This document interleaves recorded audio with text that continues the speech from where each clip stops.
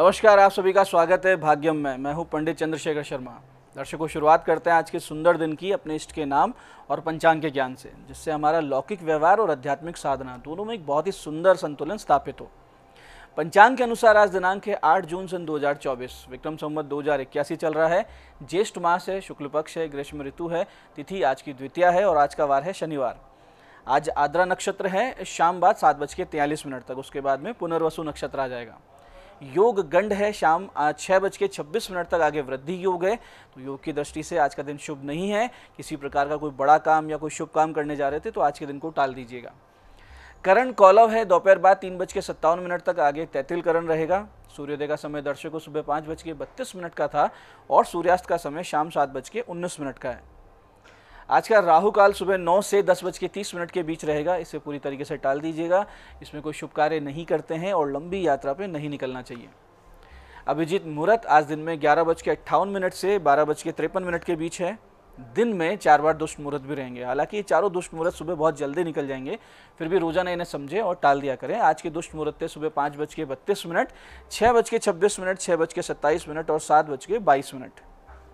आज का दिशाशूल दर्शकों पूर्व दिशा में। तो पहली कोशिश तो यही कि पूर्व दिशा की यात्रा को आप टाल दें, लेकिन जाना बहुत जरूरी है, अनिवार्य रूप से पूर्व दिशा की यात्रा करनी है तो छोटा सा परिहार करें। इसका परिहार इस प्रकार होगा कि पूर्व की ओर मुख कीजिए, थोड़ा सा अदरक या उड़द के दाने खाकर 5 कदम पीछे चलिए। इस दौरान अपने हृदय में अपने इष्ट को स्थापित मानिए, उनसे प्रार्थना कीजिए और फिर इस दिशा की यात्रा कीजिए। दिशाशूल नहीं लगेगा, यात्रा बहुत ही सुंदर रहेगी। आज का शुभ समय दर्शकों, यानी आज के दिन का कंपैरेटिवली सबसे अच्छा समय, जिसमें अच्छे एफर्ट्स आप करेंगे, सफल होने के चांसेस थोड़े से ज़्यादा रहेंगे, वो है सुबह 8 बजे से लेकर 8:55 तक और उसके बाद दोपहर 12:30 से शाम 5:30 तक। तो इसका सदुपयोग कीजिएगा। आज की चंद्र राशि दर्शकों मिथुन है, यानी चंद्रमा बुध की राशि मिथुन से गोचर कर रहे हैं, जिससे आज के दिन सभी 12 राशियों के लिए कुछ इस प्रकार रहने वाला है। सबसे पहले बात करते हैं मेष राशि की। तो मेष राशि वाले पाएंगे मित्रों का समर्थन। वहीं वृष राशि वालों को वाणी से होगा लाभ। तो मिथुन राशि वाले रहेंगे आज बहुत ज़्यादा भ्रमित, कंफ्यूज। कर्क राशि वालों को कष्टकारी यात्रा करनी पड़ सकती है। तो सिंह राशि वालों को होगी अच्छी आमदनी। कन्या राशि वाले करियर में पाएंगे नई अपॉर्चुनिटी। तो तुला राशि वाले भाग्योदय के अवसर से होंगे प्रसन्न। वहीं वृश्चिक राशि वाले स्वास्थ्य का रखें ध्यान, नाक कान गले की कोई समस्या आपके साथ हो सकती है। वहीं धनु राशि वाले अपने पार्टनर से पाएंगे समर्थन और मकर राशि वालों को होगी थोड़ी सी शत्रु बाधा से परेशानी। कुंभ राशि वाले जो छात्र छात्राएं हैं वो सफल रहेंगे, योग कारक दिन है। मीन राशि वालों के घर में रहेगी विवादित स्थिति, अशांति की स्थिति, तो थोड़ा सा धैर्य बनाए रखें। अब करते हैं आज के दिन की ज्ञान चर्चा, जो हमें आचरण में पवित्रता लाकर अपने चरित्र को शुद्ध करने की प्रेरणा देती है। उसके बाद समझेंगे उन विशिष्ट उपायों को जो आपको समस्याओं से बाहर लाएंगे और जीवन में सफल बनाएंगे। अंत में करेंगे आज के दिन की ज्योतिष मंत्रणा और समाधान। दर्शकों, जीवन में कुछ ऐसे दुर्गुण हुआ करते हैं जो आपको बिना विलंब त्याग देने चाहिए, ताकि आपका लौकिक कल्याण हो, आगे आध्यात्मिक यात्रा की एक पृष्ठभूमि भी बने। इस पर शास्त्र में आता है कि क्रोधे प्रीतिम प्रणाशयति मानो विनया नाशने, माया मित्राणि नाश्यति लोभे सर्व विनाशने। इसका अर्थ यह है कि क्रोध प्रेम को नष्ट कर देता है, अभिमान विनय को नष्ट कर देता है, पाखंड मित्रता को नष्ट कर देती है और लोभ जो है वो सब कुछ नष्ट कर देता है। इसलिए विचार करके दृढ़ता से हमें हमारे चरित्र में, व्यक्तित्व में कुछ सुधार करने चाहिए। जैसे कि हमको क्रोध पर पूरी तरीके से नियंत्रण पाना है। ऐसा नहीं होता है कि क्रोध नहीं आएगा, लेकिन कहाँ आना चाहिए, कितना आना चाहिए और कब उसको रोक देना चाहिए, ये हमें अभ्यास होना चाहिए। ऐसे ही अभिमान का त्याग करना चाहिए, हर जगह अपने ईगो को नहीं रखना चाहिए और पाखंड से, झूठ से दूरी बना लेनी चाहिए। नहीं तो हम हमारे मित्रों से, संबंधियों से अपने आप दूर हो जाएंगे। और लोभ को तो पूरी तरीके से तिलांजलि दे देनी चाहिए अपने जीवन से, क्योंकि इसी में हमारा कल्याण निहित है।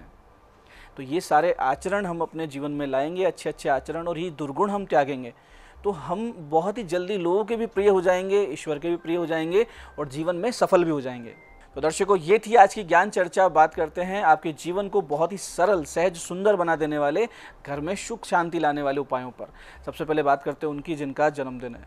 जिनका जन्मदिन है, आपको छोटे छोटे उपाय कर लीजिए, जिससे आने वाला वर्ष बहुत ही सुंदर रहेगा, समृद्धि से भरा हुआ रहेगा, आनंददायक रहेगा। इसके लिए आज आप भगवान शिव जी पर फलों के रस से और मीठे दही से अभिषेक कीजिए। साथ ही आज गौ, श्वान और कौवों के भोजन का प्रबंध कीजिए और किसी भी हनुमान जी के मंदिर में अखंड दीपक अर्पित कर दीजिए, यानी ऐसा बड़ा एक दीपक कीजिए जो अखंड जलता रहे। बहुत ही उत्तम फल प्राप्त होंगे। आने वाला वर्ष आपके लिए बहुत ही स्पेशल रहेगा।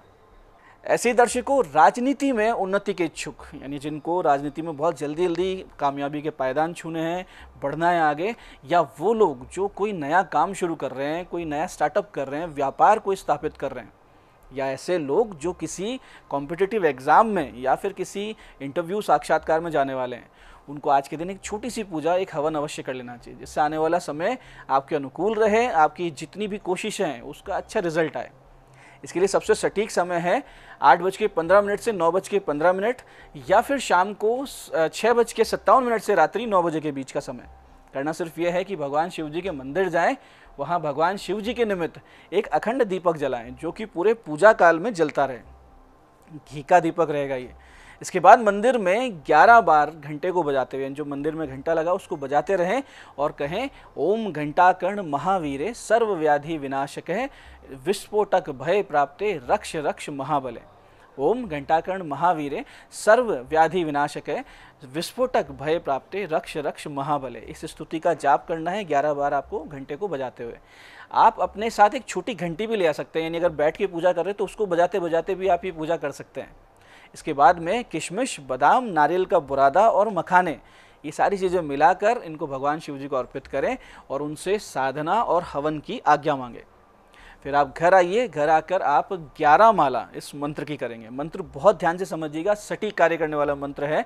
मंत्र इस प्रकार है, ओम ह्रीम श्रीम क्लीम क्रोम ओम घंटाकर्ण महावीर लक्ष्मीम पूरे पूरे सुख सौभाग्यम कुरु कुरु स्वाहा। फिर से समझते हैं, ओम ह्रीम श्रीम क्लीम क्रोम ओम घंटाकर्ण महावीर लक्ष्मीम पूरे पूरे सुख सौभाग्यम कुरु कुरु स्वाहा। और फिर इसी मंत्र की 108 आहुति पंचमेवा और नारियल के बुरादे से दे दें। दर्शकों, जिस किसी भी मनोकामना, शुभ मनोकामना के लिए आप ये अनुष्ठान करेंगे वो निश्चित रूप से पूरी होगी।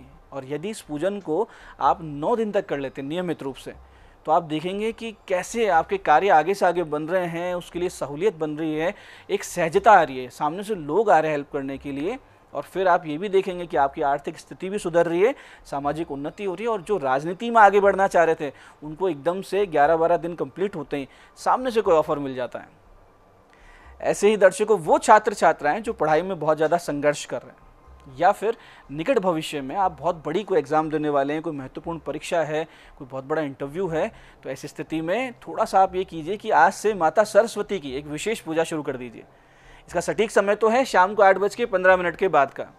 करना सिर्फ ये है कि श्वेत वस्त्र धारण करें, श्वेत आसन पर बैठें, श्वेत पुष्प और प्रसाद जो भगवती को अर्पित करेंगे वो भी श्वेत कलर का हो, यानी सफ़ेद रंग का हो। इसके बाद माता के सामने ब्राह्मी घृत रख दें और माता से प्रार्थना करें कि वो आपको विद्या, बुद्धि और एक सामर्थ्य दें जिससे आप वो परीक्षा दे सकें, इंटरव्यू दे सकें, या जो भी कार्य आप करने जा रहे हैं उसमें आपको सफलता दें। और फिर आप 3 माला इस विशिष्ट मंत्र की करें। अंत में सामने रखा हुआ प्रसाद, ब्राह्मी घृत, ये प्रसाद आप खा लें। आधा चम्मच रखें, आधा चम्मच रोज रखेंगे और उसके ऊपर मंत्र जप करेंगे। मंत्र इस प्रकार है, बहुत ध्यान से समझिएगा, बहुत विशिष्ट मंत्र है। ओम ह्रीम ऐं ह्रीम ओम सरस्वते नमः। फिर से समझते हैं, ओम ह्रीम ऐं ह्रीम ओम सरस्वते नमः। थोड़े दिन कीजिए, कुछ हफ्ते कीजिए, आप देखेंगे कि भगवती की अनुकंपा हो रही है, प्रज्ञा बढ़ रही है, बुद्धि बढ़ रही है, सोचने समझने की, तर्क करने की, विवेकशीलता की आपकी जो बुद्धि है या आपका जो क्षमता है उसकी वृद्धि हो रही है। और यही भगवती का प्रसाद होगा जो आपको जीवन में सफल बना देगा। तो दर्शकों, ये थे आज के विशिष्ट उपाय जो आपको सफल बना रहे हैं और समस्याओं से बाहर ला रहे हैं। अब बात करते हैं आपके सवालों की। आपके सवालों में आज हमारे पास जन्म पत्रिका ये हमारे दर्शक प्रियल जी की 20 नवंबर सन 2002 का जन्म है, सुबह 8:20 दिल्ली। विवाह योग कब है, वैवाहिक जीवन कैसा रहेगा, ये इनका प्रश्न है। प्रियल जी, आपके विवाह का योग जुलाई 2025 के बाद से है और वैवाहिक जीवन ही नहीं, आपके विवाह होने में भी बहुत सारी अड़चनें दिख रही हैं।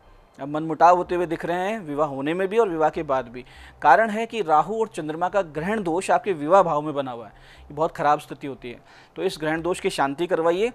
साथ ही ये प्रयास रहे कि आप जो भी लड़का देख रहे हैं वो आपके जन्म स्थान से बहुत दूर का हो।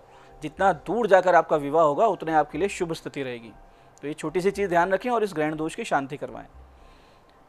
आज की दूसरी पत्रिका हमारे पास आई है हमारे दर्शक रचित सोनी जी की। 26 अप्रैल 1999 का जन्म है, रात्रि 2:08 उदयपुर। सरकारी सेवा के योग हैं और कब तक हैं? रचित जी, निश्चित रूप से योग हैं सरकारी सेवा के।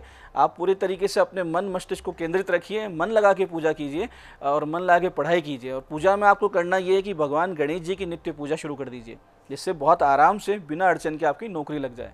आपकी नौकरी 1 साल के भीतर भीतर लग जाएगी। इस प्रकार के आपके योग हैं। और ज़्यादा लाभ के लिए और कोई अड़चन ना आए तो शनि के 7 गुना जप करवा के एक अच्छा सा नीलम पहन लीजिए। आज की तीसरी पत्रिका ये हमारे दर्शक अजीत सिंह जी की। 14 जून 1989 का इनका जन्म है, सुबह 9:01 बीकानेर। कुछ भी सही नहीं चलता, उपाय बताएं, इनका प्रश्न है। अजीत जी, आपका कर्क लग्न तुला राशि है। समस्याओं का कारण है भाग्य के अधिपति गुरु का अस्त होना और पंचमेश मंगल का नीच राशि में होना।